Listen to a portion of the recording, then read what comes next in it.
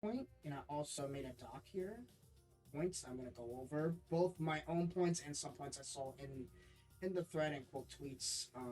If there's anything missing, feel free to let me know, guys. If you want to comment other stuff y'all think that aren't really meme answers, because there was a lot of meme answers to this question, but if you guys have an actual serious answer you don't want to put, let me know. But I think I'm gonna go over. I think I have about, let's see, one, two, three, four, five. I got six points here that I think naturally um, will make you like a top player, if not a high level player at minimum. So I have my tweet here, but I'm gonna go ahead because I have my own tweet here, and then I have my actual tweet, actual doc.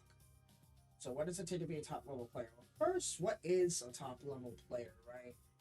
Let's start with that. What is a top level player?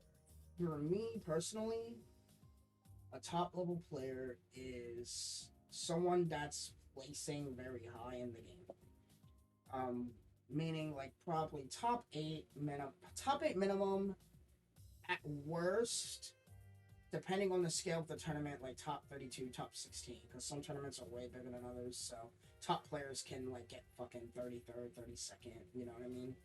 But naturally, you're placing very high depending on scale of tournament. Depending on scale, you're projected to place high. That's I think that to me that's what a top player. If you're not winning, you're at least placing high. You know, so that's then you can win the tournament. You have a chance to win the tournament. If not, you know, get second. So let's go over. Point number one is dedication. So I have the points here. I have the bullet points here. So dedication to the craft of fighting games, competitive fighting games. What exactly do I mean by this? I'm gonna turn this down.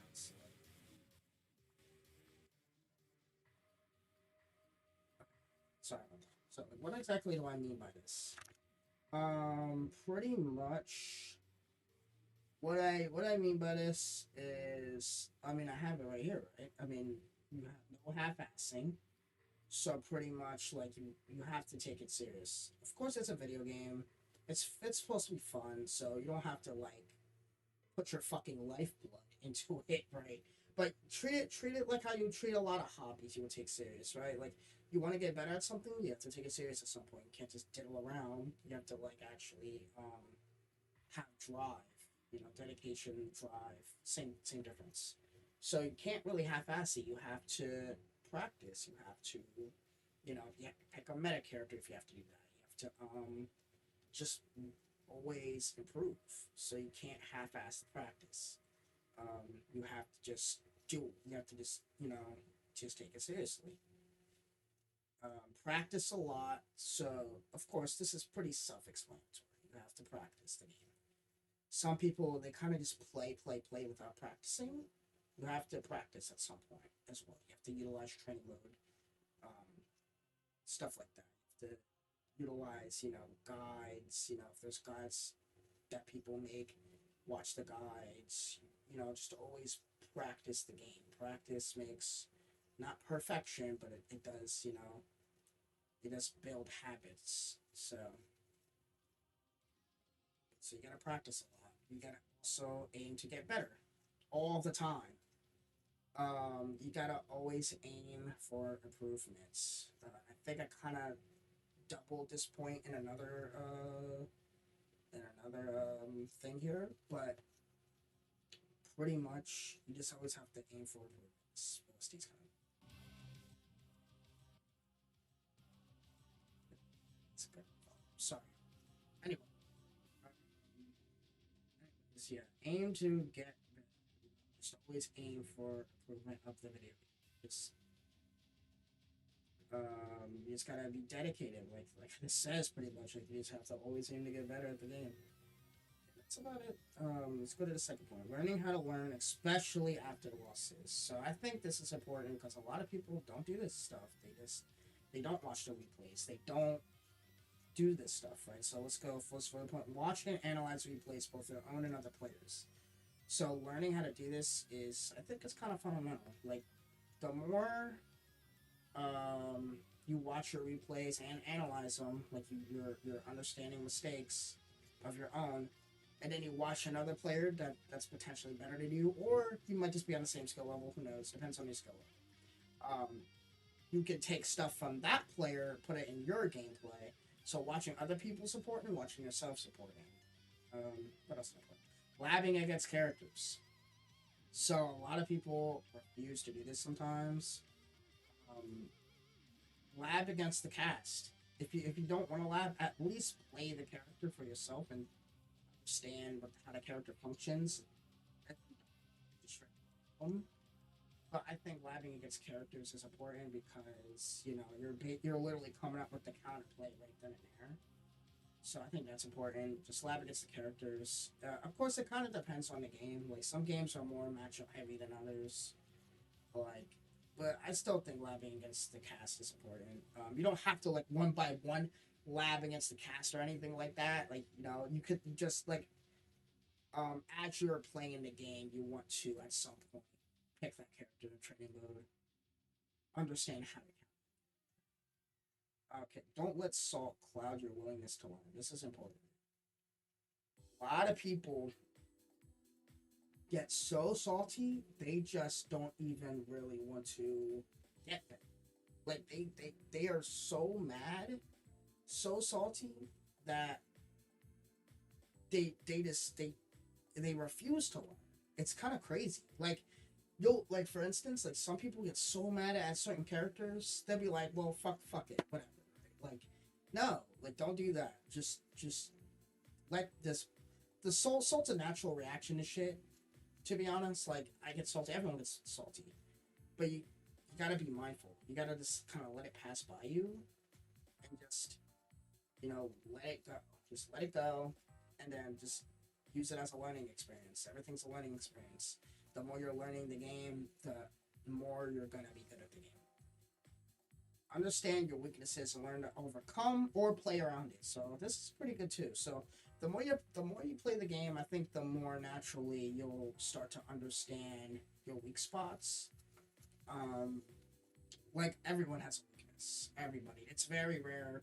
No, it's very rare somebody has no weaknesses. Sometimes it does feel like that with some players, but everyone has a weakness, but they just learn how to deal with it. For instance, right? Like let's take Justin Wall. He's one of the best fighting players of all time. I would say his weakness is at some points his execution. He doesn't always do the most optimal combos. He does the combos that works. He gets the job done. He's very good at the game. Right? So you gotta learn like, some players, right? They don't know the execution limit, so they'll go for the optimal shit. They always drop it. I'm like, dude, just do the combo that works for you. You know what I'm saying? Like, always try to get better at combos because getting good, getting execution skill, it's a skill. But sometimes you might not have like the mechanical skill to do certain shit. That's perfectly fine. Play around it. Play different characters. Play characters that are easier. Do combos that are easier. As long as they're decent combos, you'll win at the game. You know what I mean? So yeah, just some people's weaknesses is neutral. Some people have bad neutral, but they have certain strategies and game plans and play certain characters that kind of bypass that kind of thing. So like if you have bad neutral, why would you play Ryu? Right, in Street Fighter, Ryu is the neutral character in some games, but you know what I mean. Like you would want to play someone like I don't know, like Seth. Seth has a dive kick. Yun has a dive kick. No shit like that. Like play, understanding your weaknesses and kind of understanding your play style is kind of fundamental to becoming tough. Never get complacent. This is good. So this kind of goes hand in hand with a point I made earlier. Always aim for improvement in play. So I think some people they get so complacent they just oh wait, I had more here. Oops. Always aim for improvement in play, even if you think you're great at the game. So that's even better. So Pretty much like I think, like I was saying. So some people get so complacent, like they think they're so nice at the game. They just like, yeah, like I don't, I solved the fucking game, unless like some game breaking shit comes out by somebody. Like some people are like, yeah, no, I'm just nice, like that's it, and then you kind of just, hey, and that's it, and then, but I'm like, dude, like you always have to aim to get better. There's always something you can get better at. Unless you're winning every single fucking tournament, you're not you're not the best, right? You're not the exact. You're not. There's always something you can do, and even if you are winning every single tournament, sometimes there's someone better out there. Look at Tokido. Tokido won a lot of fucking tournaments. This motherfucker won Evo. He still challenged Daigo Umehara to a first to 10. Like, you know what I mean? Like, he is like the epitome of this. He doesn't get complacent. He is a top player. He is one of the best of all time. You know what I'm saying? So, yeah, um, just always aim for that. Always aim for the improvement. Stay motivated. Some people lack motivation.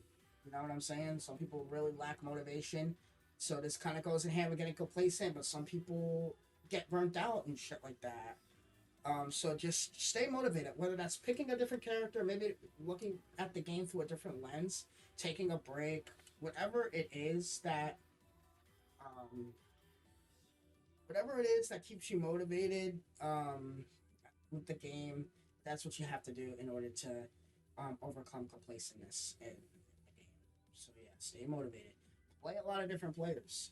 So a lot of people tend to play their, friend group slash training partners exclusively. While it's, I highly suggest having training partners in video games, because if you have a group of people that always push you, it's good. However, in tournaments, you're gonna play so many different people, from low level, high level, mid level, different characters, different play styles. You gotta really like get a feel of every type of player. You know what I'm saying? So I think a good way of doing this is just playing ranked. Of course, rank doesn't always mean anything, so you gotta look at it with a grain of salt. But usually, rank in most games gives you a high player pool of different kinds of players. So I think playing rank, I used to do this a lot. I still do it a lot, but especially like in back in when I was playing Street Fighter at a pretty high level, playing rank was honestly my go-to for playing a solid amount of players. So yeah, just play a lot of different players. Do that. Next point: good and healthy mindset. This is very important in my opinion. Um, yeah, let's get into it. So control tilting. This is key. This is like key to being a top player, in my opinion. Some top players they tilt off the face of the earth and they're still good. Look at fucking Mewtwo King and Smash. This dude tilts beyond fucking belief. But he is so fucking good at the game it doesn't matter. But I think generally you want to control tilt because sometimes it can really make or break you. For instance, I'm gonna use myself as an example. I used to tilt so fucking hard. Sometimes I still do. I'm not gonna lie. Sometimes I just have those days where I'm fucking really pissed. But over the years, as I got older, I'm 25 now. When I first started playing competitively, I was 18, 19 years old. Very different mindset back then. I used to tilt hard as fuck.